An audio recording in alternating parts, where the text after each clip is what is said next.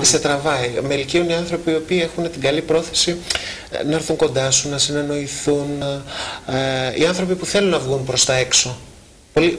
Πολλές φορές συναντάς πρόσωπα τα οποία πρέπει να περάσουν από δίπλα σου, να μην γνωριστείς ποτέ μαζί τους, αλλά να σου ρίξουν ένα βλέμμα το οποίο για το δικό σου πρωινό να έχει ενδιαφέρον.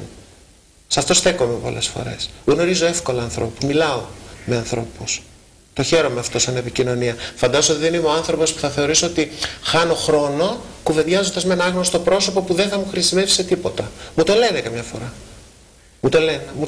Μου το παρατηρούν δικοί μου άνθρωποι ότι το δίνει σαν χρόνο. Υπάρχει λόγος? Ναι, υπάρχει λόγος, βέβαια. Κάθε άνθρωπος που συναντάμε στην καθημερινότητά μας έχει κάτι να σου δώσει. Λειτουργεί στη ζωή. Βγαίνεις έξω, φαντάσου, και πρέπει να πας κάπου. Αν στη διαδρομή μπορεί να μιλήσεις, αλλάξεις δύο κουβέντες με έναν άνθρωπο, μπορεί να θυμάσαι αυτή τη διαδρομή. Τις επόμενες καθημερινές σου διαδρομές από την ίδια κατεύθυνση, τον ίδιο προορισμό, μπορεί να μην τις κρατήσεις. Θα κρατήσεις τη στιγμή που γνωρίστηκες με έναν άνθρωπο. Αληθινό είναι αυτό που λες, πραγματικά. Πολύ σημαντικό τώρα που το λες αυτό.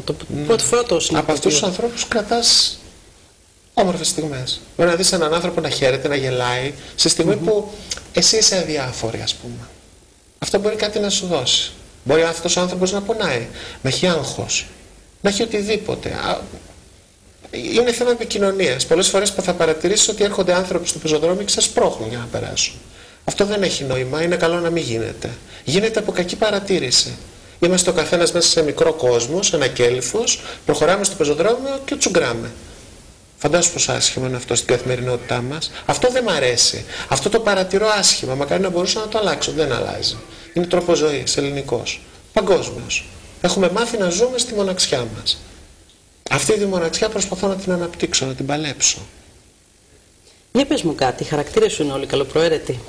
Ναι, γενικά έχω ένα θέμα. Ότι ακόμα και αυτούς που παρουσιάζεις πολύ ξινούς, πολύ ιδιότροπους ή πολύ χαμένους. Ναι. Και έχεις αρκετούς χαμένους μέσα στο βιβλίο σου, χαμένους στον κόσμο τους. Λοιπόν, και αυτοί τέλος έχουν ένα άλοθη και εμφανίζουν και ένα πολύ καλό εαυτό. Πρώτα απ' όλα με χαρακτήρες που δεν